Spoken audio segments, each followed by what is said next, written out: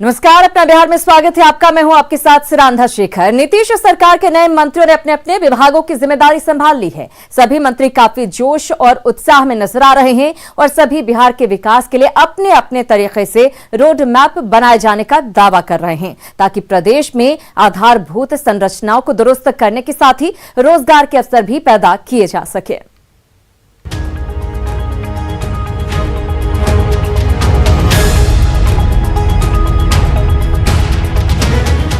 नीतीश सरकार के नए मंत्रिमंडल में शामिल मंत्रियों में काफी जोश और उत्साह देखा जा रहा है। नई ऊर्जा के साथ नीतीश की नई टीम के सदस्य कामकाज संभाल रहे हैं। विकास को लेकर नए मंत्री जोश खरोश के साथ अपने अपने विभाग की जिम्मेदारी संभाल रहे हैं। तभी तो प्रदेश के उप मुख्यमंत्री और बिहार की नई उद्योग मंत्री रेणु देवी कह रही हैं कि पुरानी बातों को छोड़ अब वे नए सिरे से प्रदेश में कैसे उद्योग धंधे लगेंगे, इस पर फोकस करेंगी। रोना तो मुझे आता नहीं है, मुझे करने आता है। अगर उसकी समस्या होगा तो उसको सुलझाने का काम हम लोग करेंगे। मिल बैठ के सरकार में है तो करेंगे और करके उसको दिखाएंगे। तो वहीं प्रदेश के नए कृषि मंत्री और बीजेपी नेता अमरेंद्र प्रताप सिंह का कहना है कि आत्मनिर्भर प्रदेश बनने का रास्ता कृषि के क्षेत्र से ही होकर गुजरता है। इसमें रोजगार की भी असीम संभावनाएं हैं। किसानों को 4 गुना फसल की कीमत मिले, ये उनकी प्राथमिकता होगी। आत्मनिर्भर का जो मार्ग प्रशस्त होता है वह कृषि विभाग से होता है।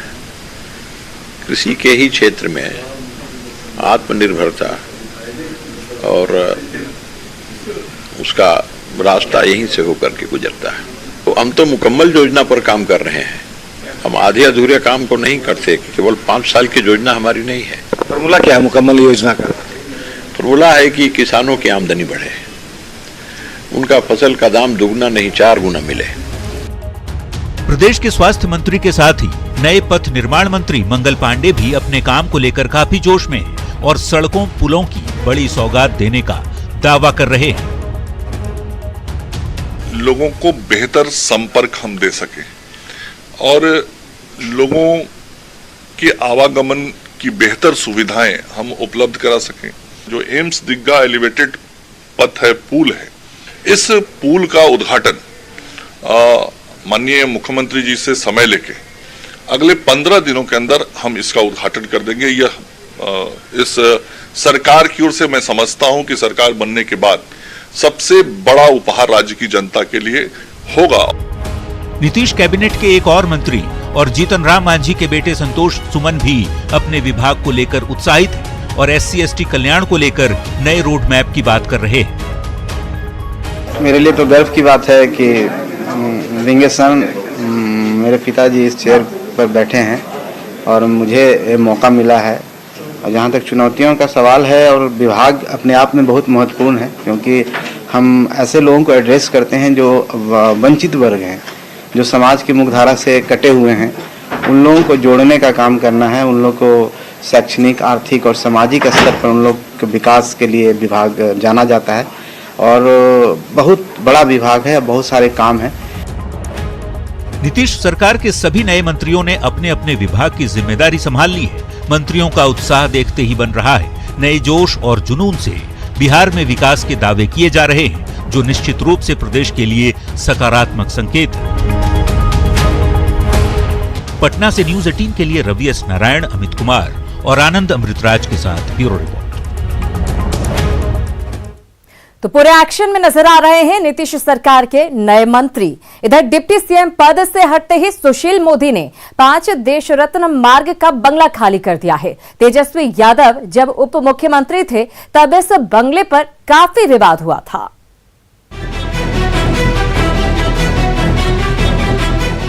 बिहार की राजधानी पटना का 5 देश रत्न मार्ग बिहार के उप मुख्यमंत्री का सरकारी आवास, जिसे सुशील मोदी ने उप मुख्यमंत्री के पद से हटते ही खाली कर दिया। यहाँ पे जो है वो सुशील मोदी जो है वो बतौर उप मुख्यमंत्री रह रहे थे, लेकिन अब चूंकि वो उप मुख्यमंत्री नहीं है तो उन्होंने अपने नाम की ये जो बोर्ड है वो यहाँ से हटा लिया है। और कहीं न कहीं जो एक मैसेज है वो सुशील मोदी की तरफ से दिया गया है कि जो है जब मैं इस पद पे नहीं हूँ तो ये बंगला अब मेरा नहीं है। सुशील मोदी ने तो डिप्टी सीएम के पद से हटते ही इस बंगले को खाली कर दिया है। लेकिन जुलाई 2017 में तेजस्वी यादव ने ऐसा नहीं किया था। इस बंगले को लेकर के सियासत बिहार में खूब हुई थी। जब तेजस्वी यादव जो हैं वो उप मुख्यमंत्री के तौर पे यहाँ रहा करते थे, तो उसके बाद जब वो सत्ता से बाहर हुए, उप मुख्यमंत्री का पद उन्होंने छोड़ा, उसके बाद भी वो लगातार इस बंगले में बने हुए थे। महागठबंधन की सरकार के गिरने के बाद तेजस्वी यादव उप मुख्यमंत्री से नेता प्रतिपक्ष बन गए। सरकार ने उन्हें दूसरा बंगला अलॉट भी कर दिया और 5 देश रत्न मार्ग खाली करने का नोटिस दिया, लेकिन तेजस्वी अपनी जिद पर अड़े रहे। सरकार के फैसले के खिलाफ हाईकोर्ट से लेकर सुप्रीम कोर्ट तक का दरवाजा खटखटाया और जब सुप्रीम कोर्ट ने फटकार लगाई, तब जाकर 2019 में इस बंगले को खाली किया। जैसे ही सुशील मोदी जो है वो इस पद से हटे, उन्होंने इस बंगले का मोह त्यागा और अब उन्होंने अपने नाम की जो पट है जो यहाँ पे लगी हुई थी वो उन्होंने हटा लिया है। तो ये बंगला फिलहाल जो है वो तारकिशोर जी को मिलता है या रेणु देवी को मिलता है, ये देखना अहम होगा। कैमरा पर्सन राहुल के साथ अमित कुमार, न्यूज़ 18 पटना। और डिप्टी सीएम तारकिशोर प्रसाद ने कहा कि सरकार विकास के एजेंडे पर काम करेगी और लोगों को रोजगार मुहैया कराना प्राथमिकता होगी। उन्होंने कहा कि आत्मनिर्भर बिहार और 7 निश्चय योजना पर खास जोर रहेगा। तारकिशोर प्रसाद ने सीमांचल के विकास पर खास ध्यान देने की बात भी कही।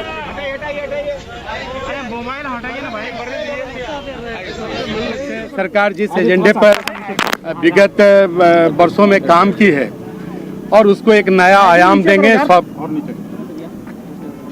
आत्मनिर्भर बिहार पर हम सब काम करेंगे और मुख्यमंत्री 7 निश्चय योजना पार्ट 2 पर हम सब काम करेंगे। अब रोजगार के अवसर कैसे हों, ये सारी चीज़ें हम सब सुनिश्चित करने का काम करेंगे और आने वाले दिनों में बिहार की तस्वीर को और बेहतर करेंगे। वहीं बीजेपी के राष्ट्रीय उपाध्यक्ष राधा मोहन सिंह का कहना है कि बिहार का भविष्य सुरक्षित हाथों में है। नीतीश कुमार के नेतृत्व में बिहार आगे बढ़ेगा। वहीं सुशील मोदी को डिप्टी सीएम नहीं बनाए जाने पर कहा कि बीजेपी में सभी कार्यकर्ता हैं और जो भी पद जिसको मिलता है वो उसे पूरी निष्ठा के साथ निभाता है। बिहार का भविष्य अगले 5 साल के लिए सुरक्षित हाथों में गया है। नीतीश जी के नेतृत्व में, आदरणीय प्रधानमंत्री जी के मार्गदर्शन में 5 साल तक बिहार में काफ़ी मजबूती से सरकार चलेगी और बिहार के विकास की गति भी तेज होगी। कार्यकर्ता होने का गौरव महसूस करता है। पद क्या मिलता है इसकी चिंता अन्य दलों में ज़्यादा होती है, यहाँ भी होती है, लेकिन यहाँ हम कार्यकर्ता हैं भारतीय जनता पार्टी का, ये हमारा सौभाग्य है और जो भी दायित्व दिया जाता है हम पूरी निष्ठा के साथ करते हैं। उत्तर बिहार को राजधानी से जोड़ने वाले गांधी सेतु पर महाजाम लगा हुआ है। पुल पर हजारों गाड़ियां फंसी हुई है। इसका असर पीपा पुल और NH 30 पर भी दिख रहा है। लगातार तीसरे दिन जाम के बाद डीएम, एसपी और ट्रैफिक एसपी मौके पर पहुंचे और जाम हटाने के लिए कई निर्देश जारी किए। डीएम ने कहा कि जाम लगने की वजहों की समीक्षा होगी। आए हुए हैं और यहाँ पर जो भी इसका समाधान है उसको निकालने का प्रयास किया जा रहा है। जिला प्रशासन के द्वारा जो भी यहाँ पर संभव होगा उसको किया जाएगा ताकि यहाँ पर जाम की स्थिति उत्पन्न नहीं हो और लोगों को समस्या नहीं। बात वैशाली की खबर की, जहां पर छेड़खानी का विरोध करने पर लड़की को जिंदा जलाने के मामले में पुलिस दबिश का असर देखने को मिला है। मुख्य आरोपी सतीश कुमार राय ने महनार में आत्मसमर्पण कर दिया है। आरोपी ने खुद को निर्दोष बताते हुए न्याय पर भरोसा जताया है। वहीं पुलिस का कहना है कि अभी भी 2 आरोपी पुलिस की गिरफ्त से बाहर है।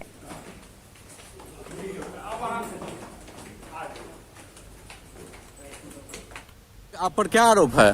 लड़की के मैटर है, जलाने का आरोप है। आप पे लड़की को जलाने का आरोप है? तो ये आरोप मैंने लड़की के द्वारा लगाया गया जी। तो क्या लग रहा है आगे आप क्या कीजिएगा? आगे क्या सरेंडर करेंगे? अरे सरेंडर करने दीजिए ना, मीडिया के सामने तो आगे आप क्या चाहते हैं सरकार से? निष्पक्ष जांच हो। निष्पक्ष जांच हो, इसलिए आप कहाँ पे आए हैं अभी? डीएसपी साहब के यहाँ सरेंडर कीजिएगा। और बात कर लेते हैं महापर्व छठ की। नहाय खाए के साथ लोक आस्था के महापर्व छठ की शुरुआत आज हो गई। व्रतियों ने आज सुबह नदी तालाबों में स्नान किया और फिर कद्दू भात का प्रसाद बनाया गया। नहाय खाए को लेकर सुबह से ही नदी तालाबों के किनारे व्रतियों की भीड़ उमड़ी रही।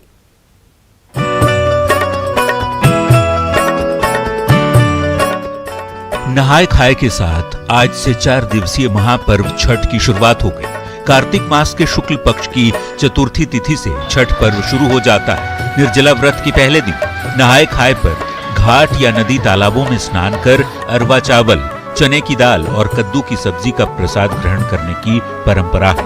कोरोना काल में हो रहे पहले छठ पर आज नदियों के किनारे श्रद्धालुओं की भीड़ उमड़ी रही। नहाय खाए क्योंकि नाम रखा गया है, तो सबसे पहले गंगा स्नान होता है और गंगा स्नान के बाद जो व्रती है वो घर जाते हैं, उसके बाद जो प्रसाद है वो तैयार करते हैं। बेगूसराय जिले के नारेपुर, झमटिया, सिमरिया, मधुरापुर सहित कई गंगा घाटों पर श्रद्धालुओं की भारी भीड़ देखी गई। गंगा स्नान कर रही हैं। गंगा स्नान के बाद ये लोग अपने घर जाएंगे, जहाँ पर कद्दू भात की प्रथा है। इस पर्व में कद्दू भात का अपना एक अलग महत्व है। आज बेगूसराय की तरह ही भागलपुर में भी गंगा घाट पर बड़ी संख्या में छठ व्रती पहुंचे। इस दौरान प्रशासन की ओर से पुख्ता इंतजाम किए गए थे। गंगा घाट पर जो है देख सकते हैं कि जो पर्वतीन होती हैं और जो उनके घर के लोग होते हैं वो लोग गंगा स्नान के लिए आए हुए हैं। हम अभी पुल घाट के पास हैं और यहाँ पर काफी संख्या में लोग जो आए हुए हैं। नदियों में स्नान और फिर कद्दू भात का प्रसाद खाने के साथ लोक आस्था के महापर्व छठ की शुरुआत होगी। कल यानी खरना को प्रति दिन भर निर्जला उपवास रखने के बाद शाम को दूध और गुड़ से बनी खीर का प्रसाद खाकर अर्घ्य देंगे और लगभग 36 घंटे का निर्जला व्रत उपवास शुरू करेंगे।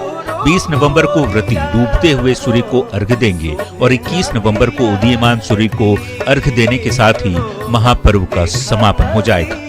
Bureau report, news 18। वहीं दिल्ली सरकार द्वारा छठ घाट पर जाने की मनाही के बाद लोगों में काफी गुस्सा है। बीजेपी नेताओं ने छठ घाट पर बैनर पोस्टर लेकर प्रदर्शन किया और सरकार से अपना फैसला वापस लेने की अपील की। बीजेपी का कहना है कि सरकार आस्था के साथ खिलवाड़ कर रही है। बाल सरकार राजनीति कर रही है। हम लोग तो वे लोग हैं जिनके परिवार में छठ होता है और मैं स्वयं छठ व्रत को धारण करता हूं। मेरी श्रीमती जी छठ व्रत को धारण करती हैं, मेरी माता जी छठ व्रत को धारण करती थी, मेरी दादी जी छठ व्रत को धारण करती थी। हम इस बात को लेकर के चिंतित हैं कि जिस सर्ग हम छठ पूजा में उगते हुए सूर्य का, डूबते हुए सूर्य को अर्घ देते हैं, हम जल के अंदर में प्रवेश कर करके देते हैं। तो जब सरकार ने अनुमति नहीं दिया कि हमको आपको सार्वजनिक स्थान पर नहीं जाने देंगे, तो एक मेरी समस्या नहीं है। ये 40-45 लाख लोग जो दिल्ली में पूर्वांचल के हैं, जिनके परिवारों में छठ होता है, ये उनकी समस्या है। सरकार को ये सोचना चाहिए। तो दिल्ली में घाट पर छठ मनाने की छूट भले ही ना हो, लेकिन कुछ लोग घाटों की सफाई करते हुए जरूर दिखे। कोरोना महामारी को लेकर दिल्ली सरकार ने घाटों पर छठ मनाने पर दरअसल रोक लगाई है, लेकिन एनसीसी के कैडेट्स घाटों को साफ करने में जुटे हुए हैं।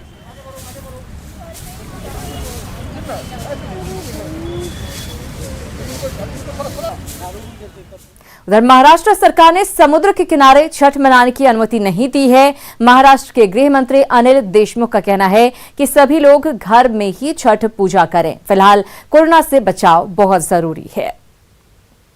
प्रकोप बढ़ना नहीं चाहिए।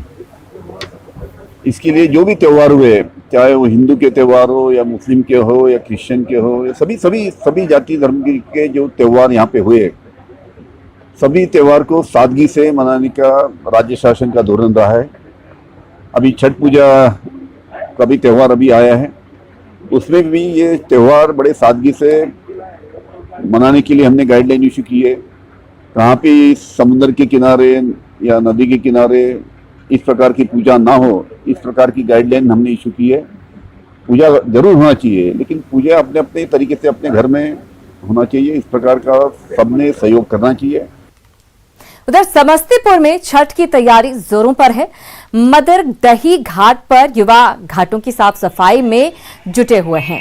हालांकि प्रशासन की ओर से इस पर रोक लगाई गई है। युवाओं का कहना है कि कोरोना के नियमों का वो पालन करेंगे।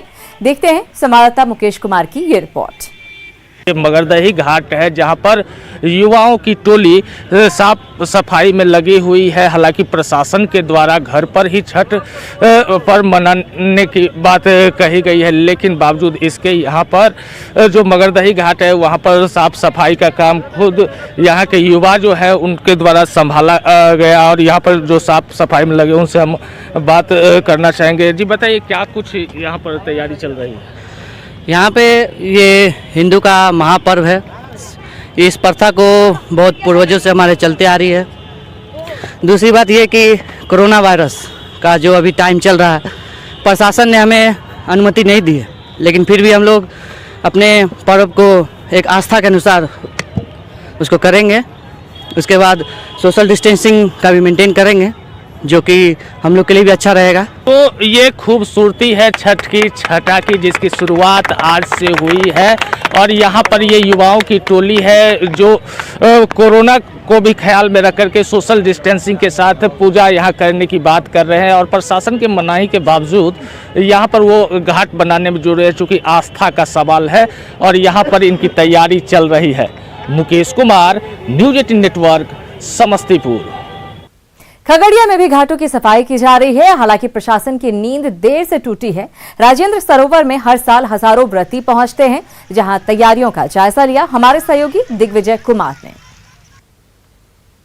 छठ पर्व को लेकर के जो घाटों की साफ सफाई की जा रही है वो हम आपको दिखाना चाह रहे हैं।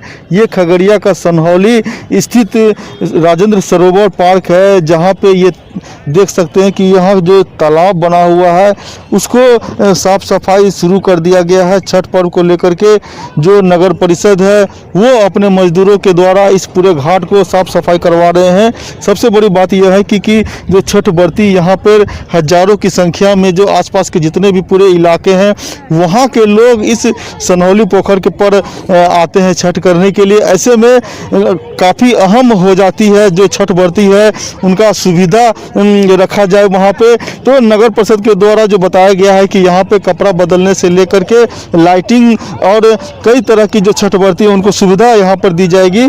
सबसे बड़ी बात यह है कि राजेंद्र नगर सरोवर सालों भर यहाँ गंदगी का अंबार लगा हुआ रहता है।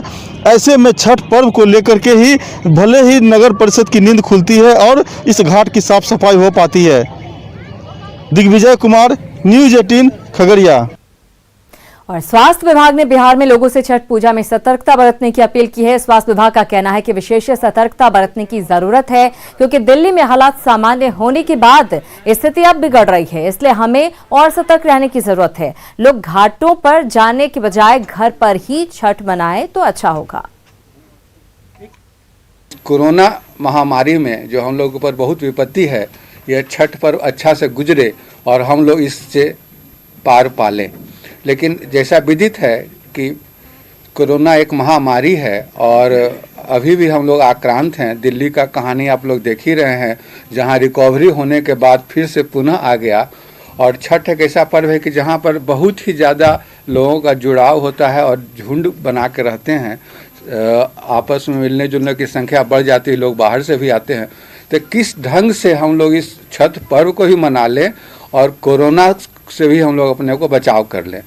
आप छठ जरूर मनाइए, लेकिन यदि आप मास्क लगा के रहते हैं, भीड़ भरी जगह से दूर रहते हैं, जैसे रक्षण ने कहा कि छठ को घर में भी मनाया जा सकता है, तो ज़रूरी नहीं कि हम बाहर निकलें उतना ज़्यादा और उतनी भीड़ लगाएं। और हम अपना भी सुरक्षा रख सकते हैं और जो हमारे अराउंड है उनकी भी सुरक्षा हो सकती है। 50 साल से ऊपर वाले लोगों को मैं सख्त अपनी हिदायत देना चाहूँगा कि वो ना निकलें घर से बाहर। कुछ और खबरों पर डालते नजर। गोवा की पूर्व राज्यपाल मृदुला सिन्हा का निधन हो गया है। वो 2014 से 2019 तक गोवा की राज्यपाल रहीं। मुजफ्फरपुर की रहने वाली मृदुला सिन्हा साहित्यकार भी थीं और उन्होंने कई किताबें लिखी हैं। सामाजिक जीवन में उन्होंने लंबे समय तक काम किया। उनके निधन पर राष्ट्रपति, प्रधानमंत्री, मुख्यमंत्री नीतीश कुमार सहित कई नेताओं ने शोक जताया है। और अपना बिहार में फिलहाल इतना ही, लेकिन कुछ ही पलों में देखिए जोहार झारखंड।